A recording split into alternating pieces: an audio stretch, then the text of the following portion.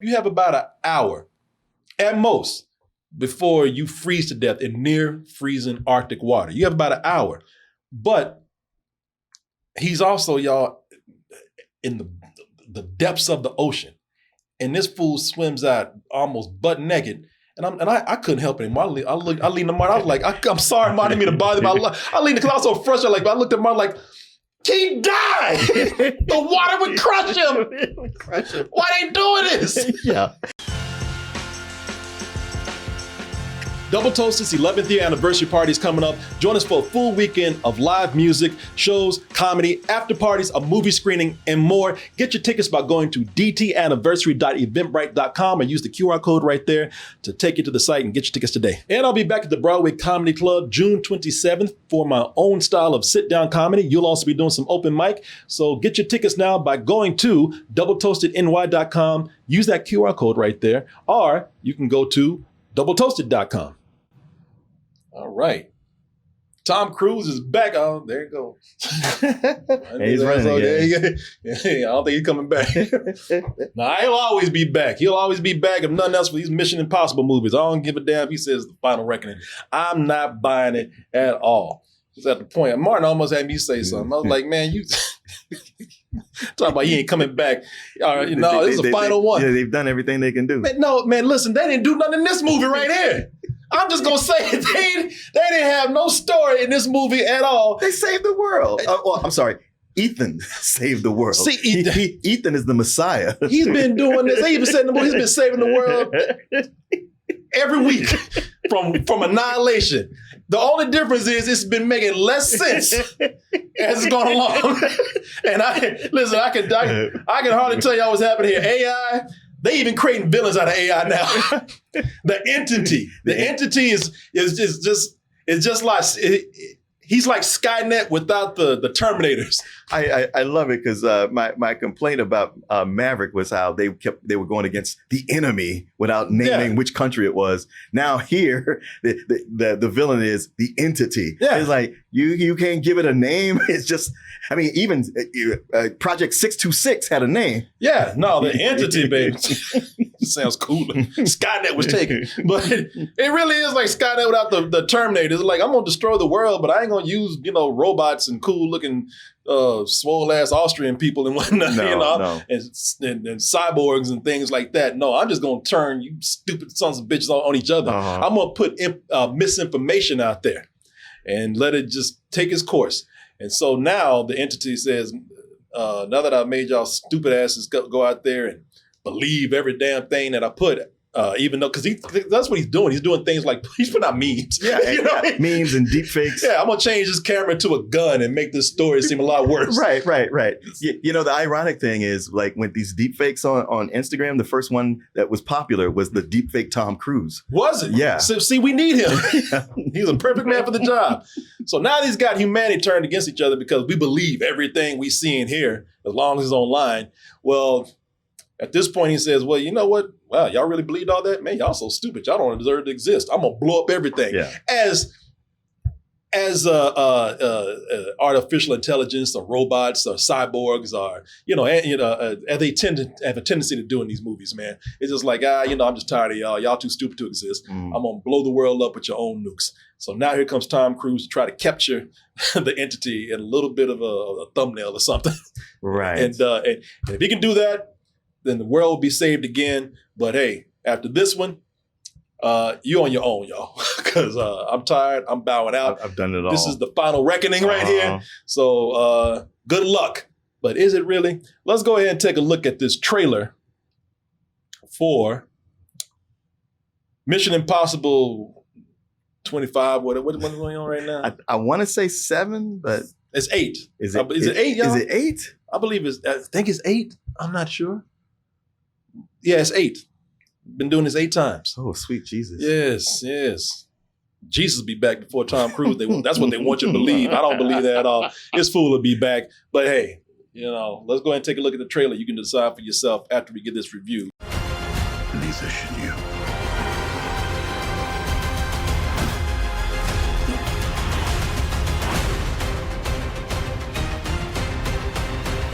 Sure, all right, whatever. I ain't buying that bullshit. Look, this is gonna make me very unpopular with a lot of people out there, but this is a terrible script, y'all. I believe the script is awful. And at first I thought it was because of the entity. Oh, Tom Cruise fighting AI now? What? Right, That's right. crazy. But you know, like really the enemy Skynet, they really making villains out. Did the AI write this script? You know, Yeah. But the thing is, progress with AI has been so crazy even since the last movie. It's like, all right, you know what? It doesn't seem that far-fetched now, even though this movie here is very far-fetched.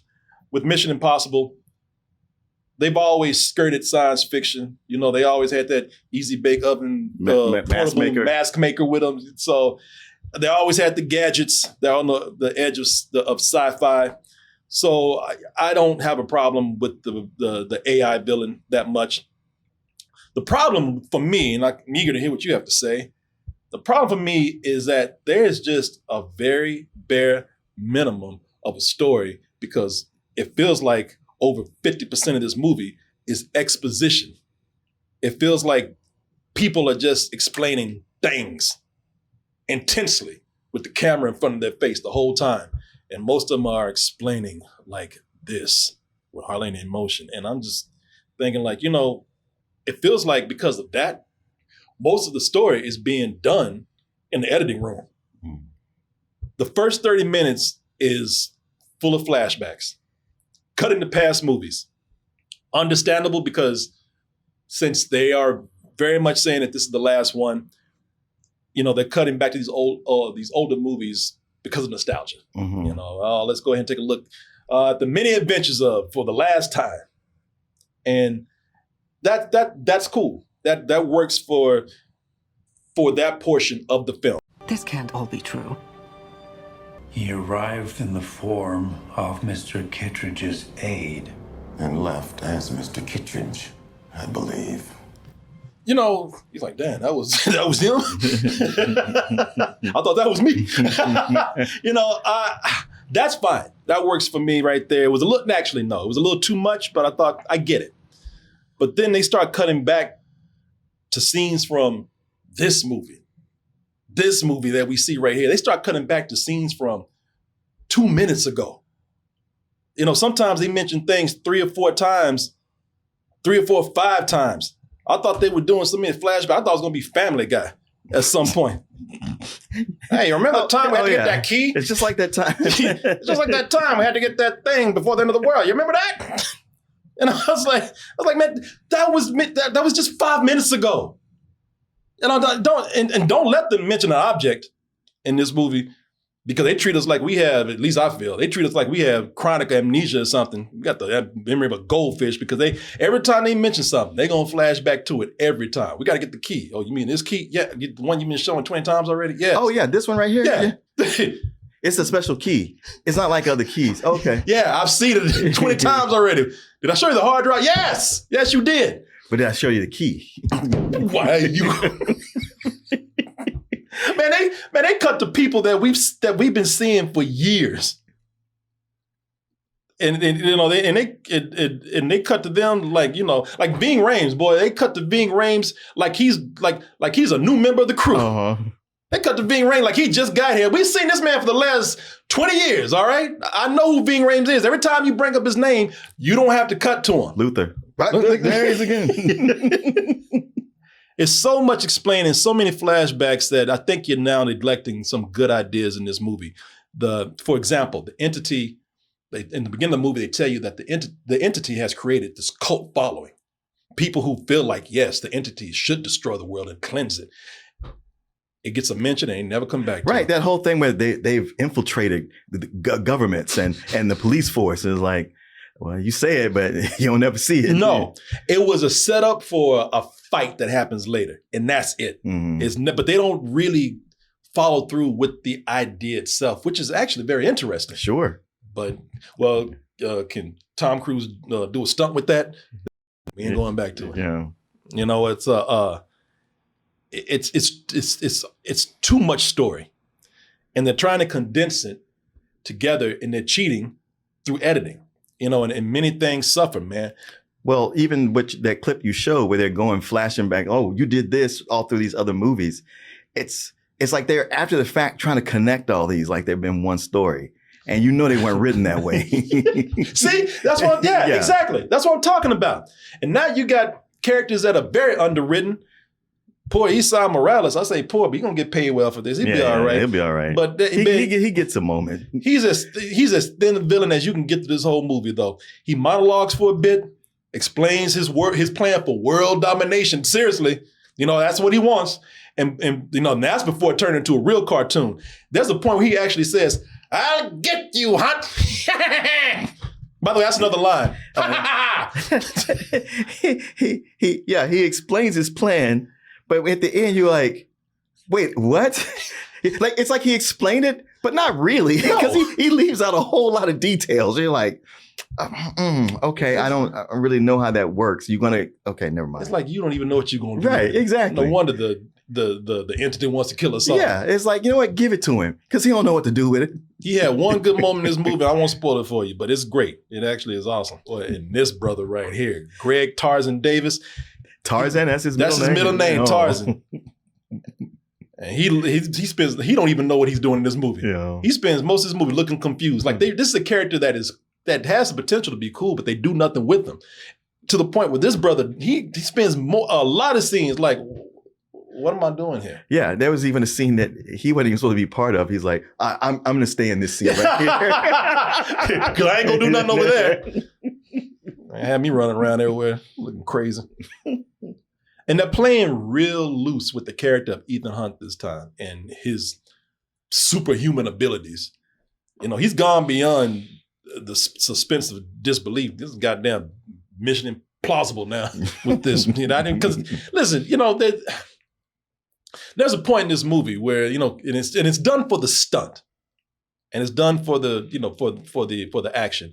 But there's a moment in here where he's swimming out of a submarine, half naked in freezing water from the depths of the ocean. Now I looked this up. You have about an hour at most before you freeze to death in near freezing Arctic water. You have about an hour, but he's also, y'all, in the depths of the ocean, and this fool swims out almost butt naked. And I couldn't help it anymore. I leaned to Martin. I was like, I'm sorry, Martin, I didn't mean to bother him. I leaned because I was so frustrated. I looked at Martin like, he died. The water would crush him. Why they doing this? Yeah, because we saw that movie recently that was based on the true story where the guy went without oxygen longer than he was supposed to. It was like 35 minutes. Yeah, but there was a medical team to work on him as soon as he got back up. Yeah. And this fool gonna go in this. And he just gets into what is almost a bounce house afterwards. Yeah. This fool swimming from the depths of the ocean and nothing but some BVDs or some underwear, some damn bikini briefs on, and acting like he's scuba diving in Cancun. It's like, get the hell out of here with this. Yeah. This man has been doing crazy things in these movies, and I've been going with it, hanging on cliffs without any kind of wires or anything, hanging on the side of bullet trains, Martin, bullet trains. Yeah. Where look, if he was hanging on that hard, his fingers would just be stuck on there. The rest of him be gone. Yeah. I've accepted it, but I said, God damn it, I got to draw the line somewhere. Well, it wasn't even like, okay, he went all the way from the bottom of the ocean to the top and came out with a big like he stopped because he hit the floor of the ice and couldn't even come up. And the editing in that is so bad. There's a couple of moments in this movie where Tom Cruise, Ethan Hunt, was saved by a jump cut. Yeah. By editing. Yeah. It's like, okay, listen, you can't do this right here. That's the shit they used to do in those old black and white serials that you go to the movies to see back in the 30s. We've seen him do all kind of stuff, all the jumping down buildings and, jumping off of cliffs, on his motorcycle. And we all accepted that it was for the stunt. That right there where he was in the water, that's not a stunt. That was all pretty much CG effects and whatnot. I'm sure some of it was water in the stunt with him.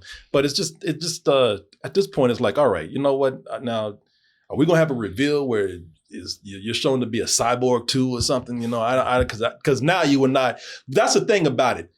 it never went as fast, or it never went as crazy as Fast and Furious. They always kind of made you seem like, all right, as far-fetched as these are, there's some kind of grounded feel to it at all. Not with this one. Yeah, this one goes Fast and Furious. Fast and Furious number 10. There's some forced reveals here because they're trying to wrap up things, and do these tie-ins, and they're trying a little bit too hard. It comes off a little corny to me. And it comes off ridiculous. Like this, just some details they put in there. I was like, okay, why? Why would that person have that after all this time? Man, the script is so bad because the movie now leans into the biggest trademarks of this franchise. It's Ethan's narrow escapes. We at least get one scene, one chop and win running scene.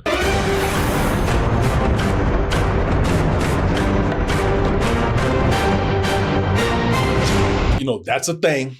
They do it a lot. Yeah. And he does it like in previous movies when he has that run scene, it's because, man, he's got to get to that distance because something is happening right now. Yeah. And here he's running such long distances where I couldn't help but go, it'd be a lot faster if you took a car. Yeah. You could have called an Uber. You could have GTA'd somebody. A vehicle with wheels would have achieved your objective. Mark, we are talking about Tom Cruise. Would it be faster? I'd rather be running that fast. I know he runs fast. I know he runs fast, but he ain't the Flash. But it was just such long distances he was running for. And I was like, is it really necessary? I know that's the trademark, but I don't feel like you. Well, because that's the thing. It's a trademark. Yeah. I don't know, Mark. I disagree. I look at this. I'm going to call it Uber. I'm going to call it Tom. Come pick me up. Get the fat. No, I see what you mean. But what you're saying is, and I completely agree, is that they're forcing these trademarks. Forcing it. Yeah. Because that's what they're known for now. And of course, they're known for the big, crazy ass Tom Cruise stunts.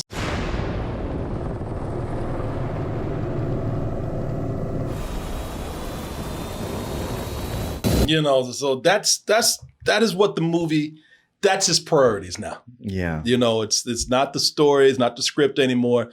And to be honest with you, it probably doesn't matter. That's probably, people are there to see the stunts that have been. So at this point, they're marketed it more than the actual plot of the movie. Mm-hmm. We see years before one of these movies comes out, we see them marketing him doing this stuff instead of the movie itself, as far as the plot or anything like that.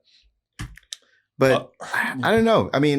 With these movies, I become one was like, hey man, I'm in it to watch the stunts. Like with that last one, that big motorcycle jump. It's like, they hyped that up so much, and I was there for it. And when it happened, I was like, woo! and the bonus was the big train stunt where I was like, oh, you know that about that. But those were in context of the story. And so many of these big stunts and set pieces, they don't really feel in context. It's like they're just doing them.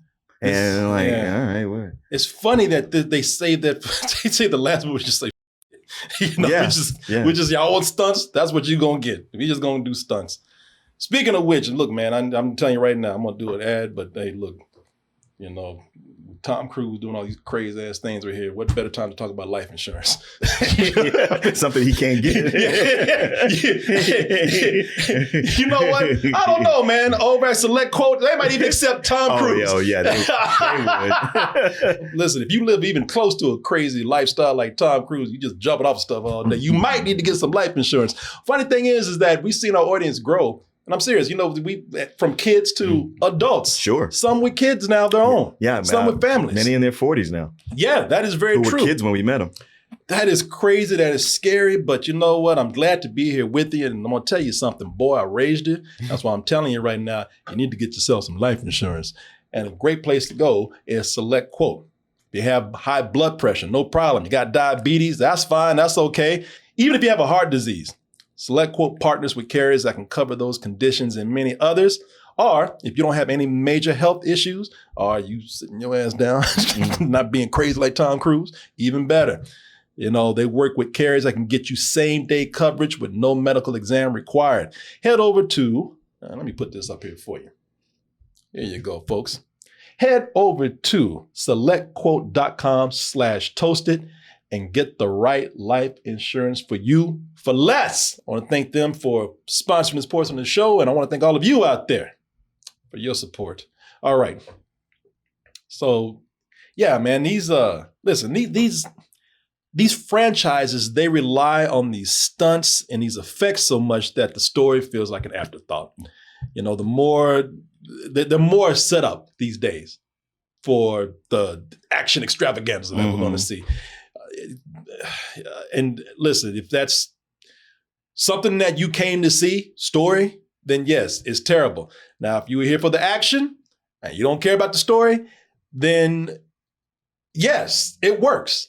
I believe it works at least in a couple of parts of the movie. Maybe not the whole thing, because as I said, all those flashbacks and and cuts and all that kind of stuff, that was getting on my nerves. I don't think that's a way to tell a story. And it's very obvious that they did it with this extremely high budget, big blockbuster right here. I don't think there's an excuse for that. But if you're there for the stunts, and they know that people are there for the stunts, and they're doing it because for that audience, it works.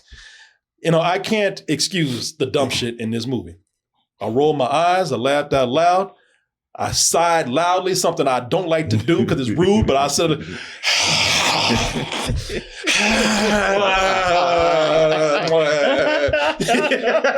you know, I bothered you so many times. This is stupid. No, it didn't bother me because you rarely crack.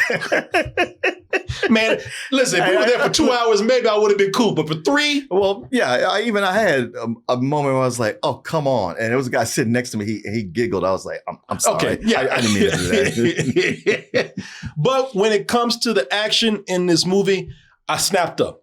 I will admit I was on the edge of my edge of my shit. I was on the edge of my seat. It's almost like they didn't pay attention to the story, and they know that.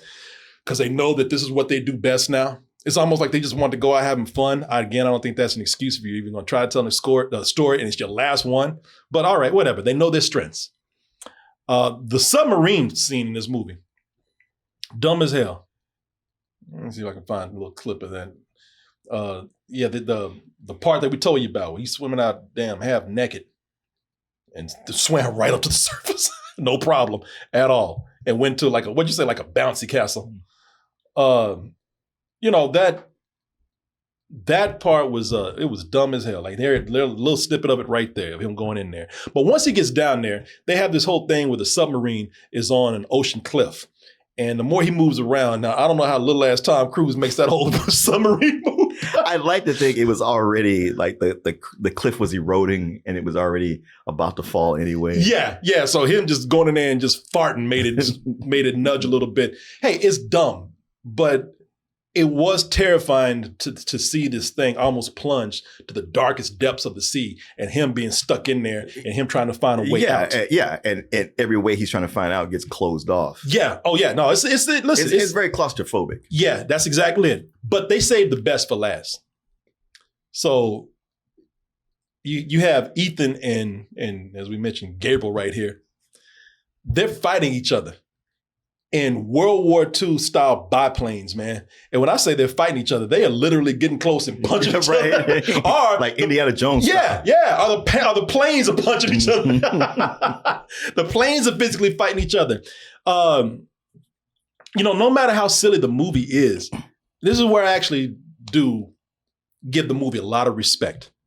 And I'm not even being, I'm not even trying to be a smart ass here. I really do. I give this movie a lot of respect because what they do with that scene is exciting. It's so scary. It's thrilling because it's real.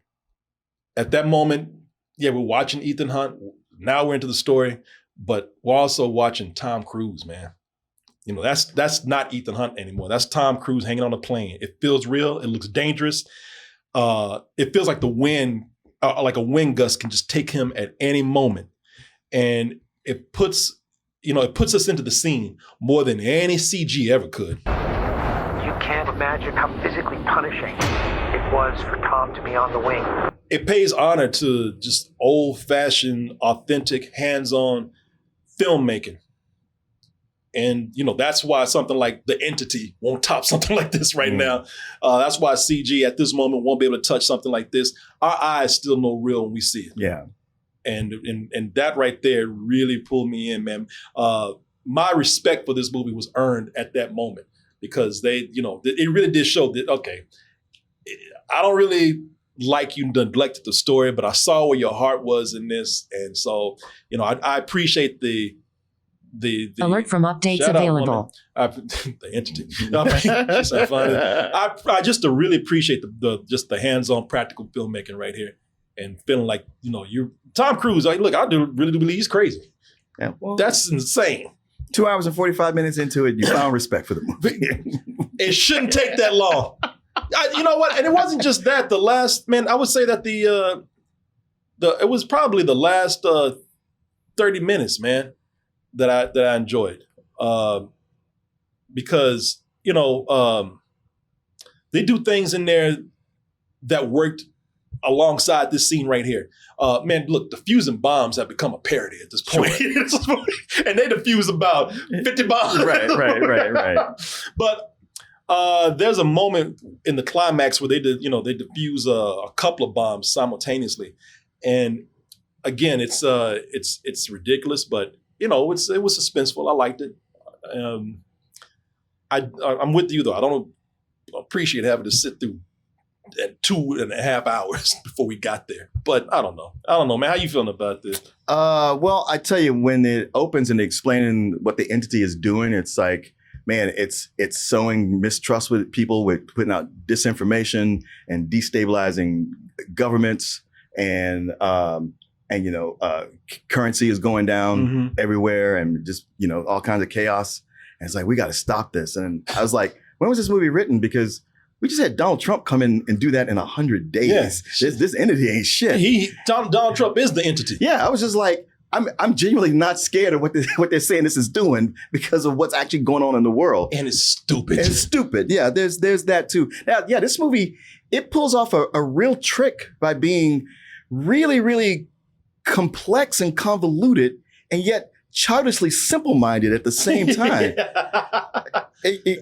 And what you get is 3 hours of set pieces with just moments of extreme exposition in between, and then back to set pieces. And when I say, it's not like, oh man, what a set piece, explanation set piece. It's set piece on top of set piece on top. They'll do 2 and 3 going on at the same time. It's like, it just won't let up. This movie is, it is the very definition of self-indulgent. And bloat. And bloat. And yeah, all this editing. The editing is it's crazy. It's I mean, I don't know another word for it. Oh, it's insane. It's insane because okay, you saw that scene with flashbacks, but throughout the movie, it's doing these quick cut flashbacks to things. And it'll stop sometimes to go, hey, you remember all this? And it's like, man, this movie is, I know it's the final one, but it is a love letter to itself. It's constantly patting itself on the back the whole time it's going to the franchise. It's like, yeah, I've seen these.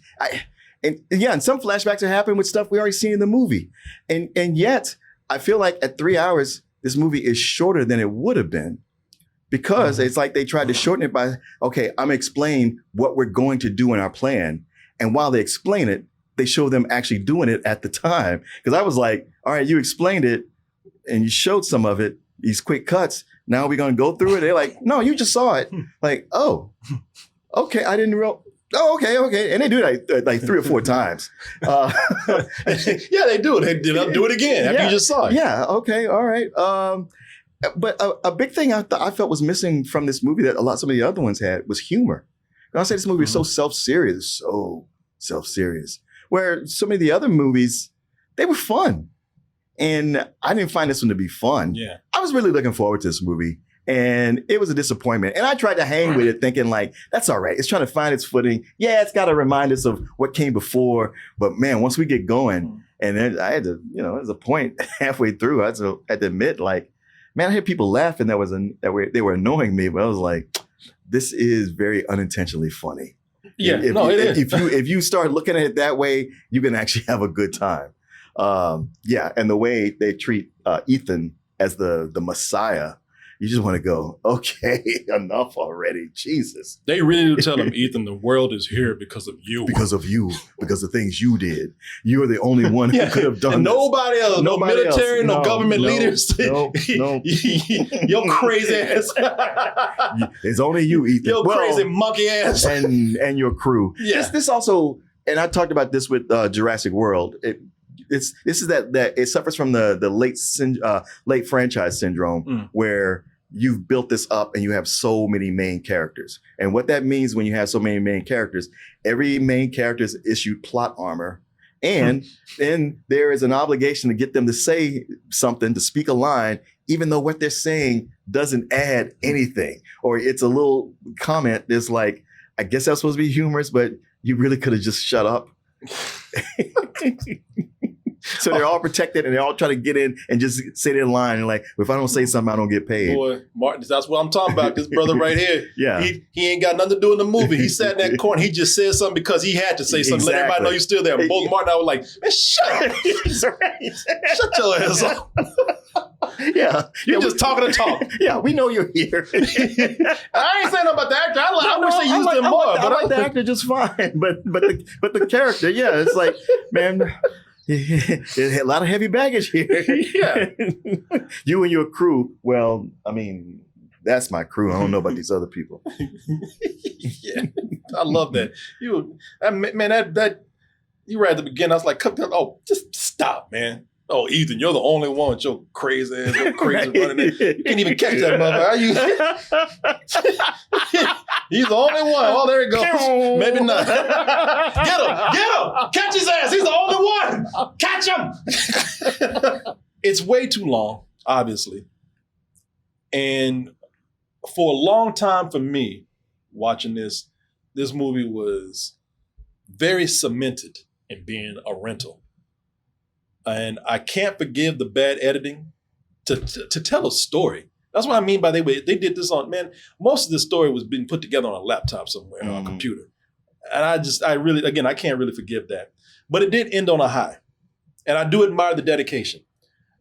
Now I don't know, man. I feel like I'm almost giving 2 ratings here because for me, for that ending, it's a high rental. I don't need to be sitting in there for 3 hours to see him jump out of a plane. I don't need to. I can watch it at home and I could be thrilled by it and be just as happy.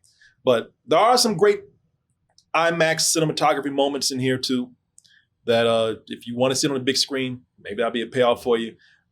So for me personally, it is a high rental, but I'm going to give this a very low matinee because I think there are some hardcore fans of this series and at this point, it's not going to matter for you. You will get what you want from this, and it ends on something incredible. So yeah, I'll be generous right here and give this a very low matinee.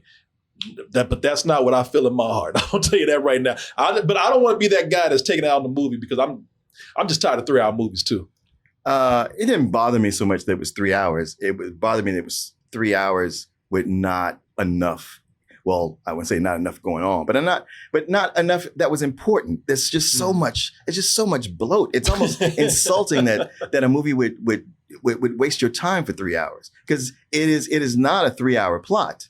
It is a hour and 45-minute plot. I just found it lacking for so long, and I kept rooting for it to turn me around. And yeah, outside of a couple of good stunt set pieces. There's just so much of it that I was just like, man, I if they're not going to do better, I wish it could end. And that's the only reason is I wouldn't even be opposed to sitting for a long movie if it was entertaining me all that time. But it was only entertaining me in ways that it didn't mean to. Like I said, by the second half, it was just fun to laugh at how ridiculous it was or how implausible most of it was. So I come in at a rental that's almost a low rental. Damn, low rental. I can't blame you though, man. Yeah. You saw me in there getting mad. I'm going to give it a high rental for myself. I'm going to give it a low matinee for people out there who really are going to go in for the action. But man, you saw me in there losing my shit. Yes, I did. I was squirming. No. I was like, man, I wish this was one of those screenings where it was just you and I in the theater. We could have talked during the whole thing. Man, I bit my tongue, man, several times. There were points you were sitting next to me. I was like, Leave it alone. Save it for the review. See what her brother says. So we were like, shut up. But then you start nudging me and saying things. And I was like, yeah, see?